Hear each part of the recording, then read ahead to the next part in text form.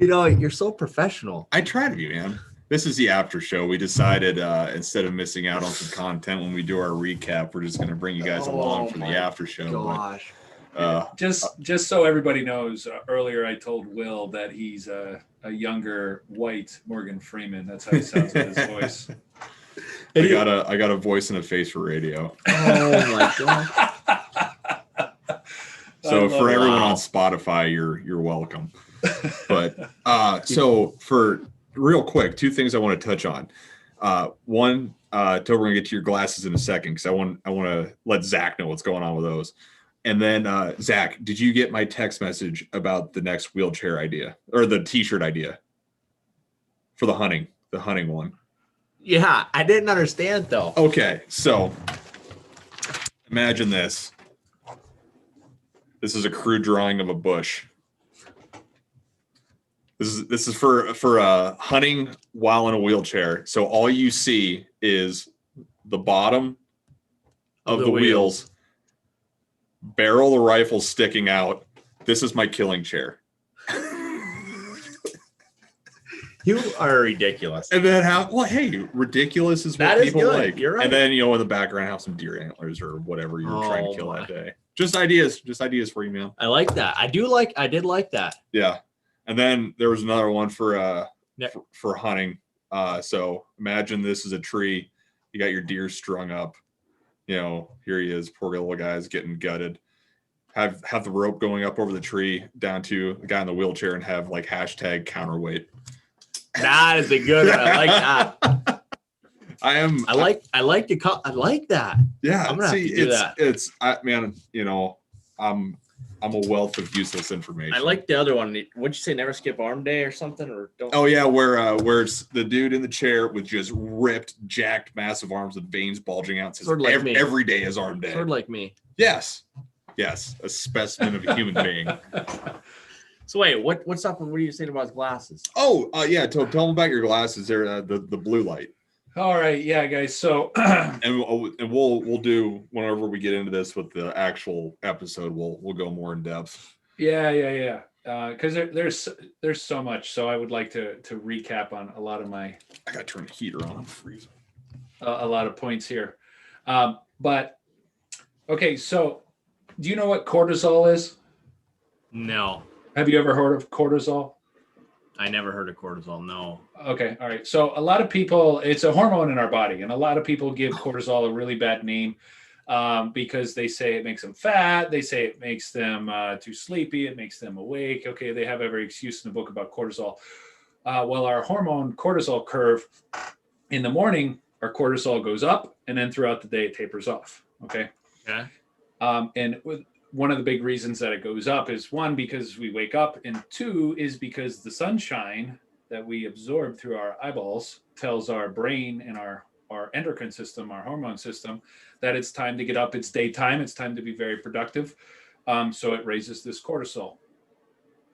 Now the sun emits a variation of light. Okay, from pinks, yellows, oranges, reds, to blues and greens and purples and darker colors. Okay. The pinks, oranges, and reds and those colors, those are very beneficial to our body. The darker colors, the blue and the green, are actually very harmful to our body, but not from the sun. Okay. The sun, it helps our circadian rhythm. Do you know what our circadian rhythm is? Holy man, no. I feel okay. No. Okay, so your circadian rhythm is, did you ever stay up really late one day and you tried to sleep through the day, but you just couldn't sleep? Yeah. Okay, so that's your body telling you, get up, asshole, it's daytime, you got to go do stuff. So basically it's your sleep cycle, right? It's your sleep cycle. It is your natural sleep cycle. So that's why people on third shift and things like that, they become very unhealthy. They can't focus and things like that because you're just not supposed to be awake or sleeping at those times. Okay. So it's the sun is, it does wonderful things to us. Anyway, these darker colors, these blue light and green lights, we cannot see them in the visual spectrum, but believe me, they're there. So blues and greens are the only color that emit from man-made light. Okay. So every light bulb, all the light bulbs that are above you, every LED backlit device, your phones, your TVs, anything that you look at that is artificially lit puts off blue and green light. Okay. One of the big reasons why my room is so yellow and orange too is because my screens have software on them that help eliminate the blue light. And I wear my blue light blocking glasses. And for this reason, after the sun goes down, okay, but back before there was electricity, when the sun went down, what did we do? Call it a night. Call it a night. Yeah. Use a candle, right? Light a candle. Light a candle. What color is a candle? Yellow, orange. Yellow, orange, pink, right? Good job. We're on top. I know stuff. You get a gold star for being the quicker one. Yeah. I'm basically Toby right now. Yeah. So we use candles, and candlelight it's in the good range for our visual spectrum. But now that we have all these backlit devices, a lot of people can't sleep, and it's affecting our brain, especially for children. That's a whole nother topic that I could get into, because I feel very strongly about children looking at devices and things like that, and with all the data to back it up. But anyway, we have to get into that sometime. Oh, we have a lot. Yeah. Oh, absolutely. So after the sun goes down, our cortisol curve comes down. Okay. And it gets us ready for bedtime.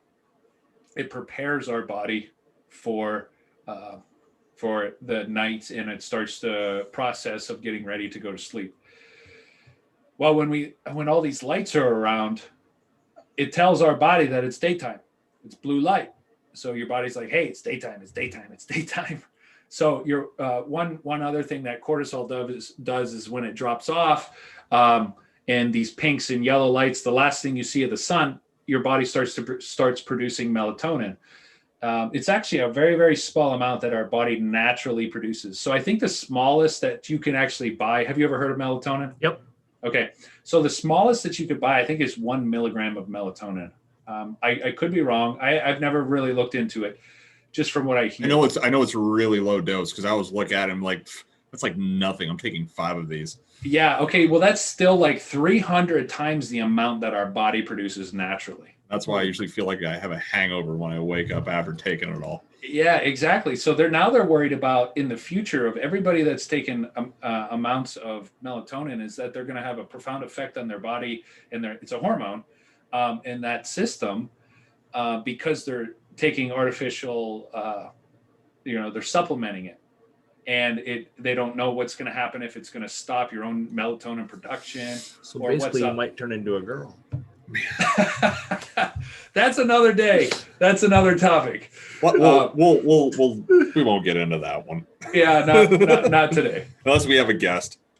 But yeah, so people are taking outrageous amounts of melatonin to try and sleep, when you should be setting a daily routine. And we're going to have an episode on daily routines, and everybody needs to start saying, like, okay, 2 hours before bedtime, or 1 hour before bedtime, anywhere is better than you are now, is absolutely no devices, no TV, no cell phone. Keep the lights to a minimum in the house. I know people that, a couple of my friends, they actually have light bulbs that at certain times of the day, they start changing color into dark reds, or reds and pinks by nighttime. So that way to mimic the sunset. Exactly. And then that way they could still see in their house, but they never get that blue and green artificial light anymore. And the light bulbs aren't that expensive and stuff like that, but it helps them dramatically, because they know how much sleep, how much good it does for our body. And they're high performers. They're business owners. They have great jobs. They're very intelligent, and they work very, very hard with their brains. So they need optimal sleep. So they do everything that they can to make sure that they sleep good. And so anyway, back to the glasses. These glasses help block the blue and green lights. And if I'm sitting here in front of my screens, even with my blue light filters on my screens, my eyes hurt. I could probably sit here for about 20 minutes without them on, and then my eyes start to hurt. Like the back of my eyeballs literally start to hurt. And I noticed this years ago when I was young. So that's another reason why I bought these. And then two, after being on my computer for a few hours, I will get very jittery, and I don't know. I would imagine it's because of the blue light if I'm not wearing these glasses. So then I'll go like whatever, just relax and sit on my couch. I won't turn on TV or anything like that, but I'll be like, oh, I feel so energized but lazy. Like, oh, I want to do something, but I don't want to move. And my brain's story of my life. Yeah, no, I need a pair of them then, because when I work on a computer on just editing videos or something, it's like my eyeballs hurt, and I always rub my eyes and then they hurt, and even at work, I'm on a computer a lot. That would definitely help. And it's funny, I actually listened to Joe Rogan's podcast today, and they literally talked about how this amplified amount of screen time that we have, no one really knows what the long-term effects are. We don't have that older generation that lived through this, like, hey, this is what you can do to mitigate these, long-term effects. And it's kind of like, we're the guinea pigs, we're the ones that are going to be writing these books on, routines, tips and techniques, how to, be more efficient with it to get the most out of the time. Not necessarily saying looking at the screens all day is bad, but how to, not have the negative impacts from it. Yeah. So they're get this. Okay. For men, not so much. And because we have an Adam's apple, but for women, more women are showing that they're having hyper or hypothyroidism problems with their thyroid because of screen time always hitting their neck. And right here in the neck, the skin is so thin. And luckily for us, our Adam's apple blocks a lot of our thyroid.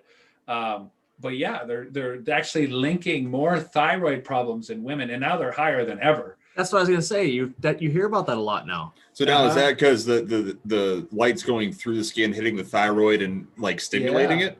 Yeah, or doing something to it. Yeah, they're starting to link that together.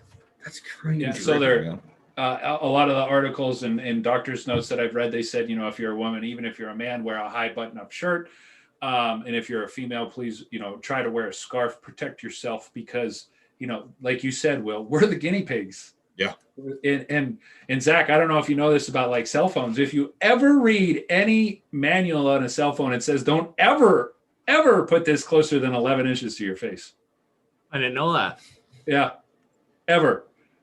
And if you carry it on your body, it's supposed to be in airplane mode. So like if you put it in your pocket, it's supposed to be on airplane mode. Just because of everything that it emits. Everything that it emits, and all the 3G, 4G, 5G, and then plus all the Wi-Fi, all the Bluetooth, everything that's going on. Yeah, it's supposed to be on airplane mode. But nobody talks about that, right? No, you don't hear that.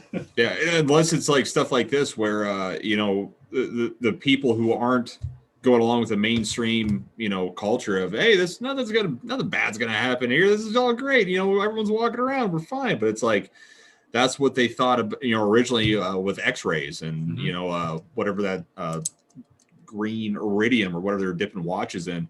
But like the I think it was a woman that developed the X-ray. They're out there dancing in front of the screens, and you can see the bones and everything moving. And it's like, oh, dead from radiation poisoning. Well, it's crazy. I never knew. Tonight was I learned a lot. Oh, dude, like we're just scratching the surface. I know, but holy man, dude, EMFs, that whole freaking thing. That's gonna be. I don't know what that is. Electromagnetic frequencies. Let's just not even get into that, because that's a whole nother podcast. Yeah. Okay. Well, I mean, how late do you guys want to stay up? I mean, we can touch on it. It's up to you guys. I don't care. I'm having a blast. I don't care. I have nothing to do tomorrow. I just have to go to work in the morning. What time do you have to get up? I'm gonna get up at 6, but. Oh, okay. Yeah. What do you usually go to bed? Like midnight. I was gonna say, you seem like you're putting in a lot of hours every day. Yeah. Wait, tell me, just touch a little bit on EMFs. I gotta. If that's what you think, do you think we should touch a little bit on it? Yeah, we can. I mean, we can just keep it going in the after show here too. I mean, yeah. We'll just keep it going, and then just skim over on it. Yeah, we'll touch more on it because I'm not going to hit a lot of the main points. Yeah, here, I got to piss. You give Zach the rundown. All right, You're sweet. drinking coffee and water at fucking 10 o'clock at night like an asshole. So what is? Give me a little bit of a rundown. Yeah. All right. So electromagnetic frequencies, anything that has electric or power to it emits a frequency. Okay. But once again, 100 years ago, what was powered by electric? Nothing, right? Absolutely nothing. Right. So this is all new. But we wear. Do you wear a watch or anything like a? Nope. No. Okay. Well, lucky for you. But a lot of these new wearables, like Fitbits and Apple watches and things like that, they do. You could talk in them and they track everything, right? And they're linked to your phone, so they're constantly emitting a Bluetooth signal, and they're constantly emitting an EMF, electromagnetic frequency, because they're powered, right? Okay. Yep. Same with headphones, like these headphones that we're using right now. There's a power cord to it, right? Otherwise, they wouldn't work. Our cell phones, our computers, our house, the wiring in our houses, our Wi-Fi. Okay, that's a huge one. I'm going to touch on that real quick in a second. But everything emits these electromagnetic frequencies, and it's like what travels through the brain. I'm asking you a question. What fires and goes from one side of the brain to the other to make your body do stuff? Electrical signals. Well, yeah. Like signals that go through. Yeah. Okay. Exactly. Okay. So that's how our body fires, right? Yeah. Through motor neurons and everything. So what happens to our body when all of our body's signals are electric, and we have all of this, let's just call it static, right? Interference. Yeah, there we go. Interference. That's a good one. We have all this interference going on, and it's constant, right? Because people, whether they sleep with their phone beside them, it's emitting an EMF. You're on your computer 12 hours out of the day. You're wearing wearables. Literally everything that we do emits. You're always around it. So the harmful effects of it. Let me touch on Wi-Fi real quick, and then I'll get into the harmful effects. So Wi-Fi, there's a couple people that are standing up and say that enough is enough. We're tired of being the guinea pigs, so we're putting the effort forth and doing the research, and we're putting out recommendations because we're not big enough to make it a rule. And the people that can make it a rule, they're not listening. So a couple companies from across the world, and now I say the world, okay? So there's a company in the US, there's companies across the oceans in Europe, and they found that, and let me ask you, what do you think our limit should be of Wi-Fi per day? Our limit? Like a personal limit, you mean? Or personal exposure. How much? Yeah. How long should the body be exposed to Wi-Fi per day? 4 hours. 30 minutes. Are you serious? No, I'm dead serious. 30 minutes. Holy crap. And then the stronger your internet and the stronger the router, the more dangerous it is. So like my Wi-Fi, because I have banging internet, right? Yeah. And my router is just super powerful. It's probably a lot more dangerous than up your guys' way because you just have less internet. I don't know where the variability is there, or even if you just had a shitty router that you got, or a super powerful one that could power 800 devices. You know what I mean? Like the more it can power, the more dangerous it is. Holy. Yes. We're over here talking shit on Zito, and it's like, hey, they're saving us. Thanks for not pumping us full of cancer. Yeah. But so that explains a lot of. That's why our internet goes out all the time. Why? So we're not absorbing You're it right. all. You're right. But no, your router's still putting out a signal though. That's not important. But that explains why. That would explain why there's so much more cancer everywhere or anything. Like there's absolutely the unexplained. Like, how does this happen? It's like because we're getting jacked up on a cellular level. Think about this. When you're streaming Netflix or watching something over the internet, via Wi-Fi on, say, your TV, you're watching YouTube, you go put something in the microwave, it cuts out. Yeah. So that's the microwave. That's a whole nother. We're not going down that rabbit hole. That's a whole nother rabbit hole. But the signals that are coming out of that microwave is actively messing with your Wi-Fi. Imagine what that's doing to whatever you got going on electrically in your brain. Seriously. And this is the scary thing, Zach. Okay, imagine. Now, I don't mean to scare you, Will, or anything like that, but imagine what it's doing to a developing baby. So if I microwave stuff, I literally push her as far away as I can. Well, even the Wi-Fi, even the EMFs, it's unfortunate that we're going through this, and not saying that it's going to cause any, serious or harmful effect. We don't know. I can't say anything because we don't know. But 5G, babies are going to come out with like 5 heads. It's going to be like Chernobyl up in here. Well, I think that they're going to come in and they're going to have like the most sensitive part of a baby when it's being developed is its brain and its eyes. So its brain and its eyes are going to be underdeveloped or overdeveloped or something like that. Race of super babies. But they're already. Oh man. Okay. I gotta slow down here. I wanted to tell you that. So with EMFs and Wi-Fi and Bluetooth and all of this stuff, it makes our body produce this. I forget the name of it. It's or what type of bad thing it is. But anyway, it's called peroxynitrate. Okay. And what this peroxynitrate does is it's actually the center of all disease. If they cut every disease down far enough, they find that peroxynitrate is what shuttles it around the body. So it's like the root cause of all disease. Yes. Okay.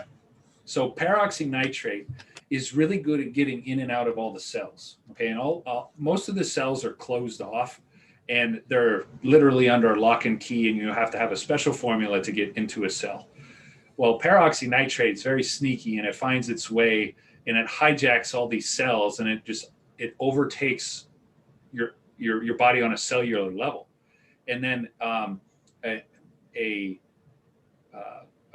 what do I want to call a byproduct of peroxynitrate is, I believe it's some type of nitrogen mixed with some other things, but anyway, it just wreaks havoc on our body, and that's what all of this stuff does on a cellular level. And I thought like it was kind of BS until I did an experiment one night. Leading up to this, it was me, the baby, and the wife. I think Malia was probably like a year old at this point. And every day, 6:30, 7 o'clock, consistently, that's when baby gets up, we get up, and this is our routine, 6:30, 7 o'clock. I freaking hated it because I hate mornings. I just unplugged the Wi-Fi router that night. The next morning, we all slept until 9 a.m. Woke up, and I was like, where's the kid at? Like, usually she's in bed with us and like crawling all over, waking us up. And I looked at the phone and I wake her up. I was like, it's 9 o'clock. She's like, how's it 9 o'clock? I was like, I don't know. I unplugged the router last night. And she's like, calling bullshit and witchcraft on me. But it's like, it was just such a weird coincidence. It's like 6:30, 7 o'clock, 7 o'clock, 7 o'clock, unplug the router. 9 a.m. later, slept solid. Oh, that's weird. Trippy. Well, think about the kid, like how many younger kids, that's all they do is play on their iPad, what is going to happen with that? You know what I mean? Like they don't go outside, they don't do anything else, but I mean, that's a lot of exposure to. So they're already seeing it in kids that have grown up on devices and LED lit devices that without blue light blocking glasses, they're already having macular degeneration at the age of 15. So they're actually degeneration for someone stupid.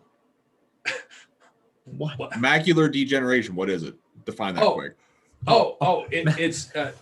It's in your eye. It's a part that it can be repaired, but it usually only happens over 80 years or 65 years. That like something they would go with LASIK? Yes. To fix. Yeah. Okay. All right. My grandma was 86. She had to have hers done. I remember that. Correct. She was on her iPad towards the end. She must have been. Yeah. So they're seeing it. Yeah, they're seeing it in children earlier.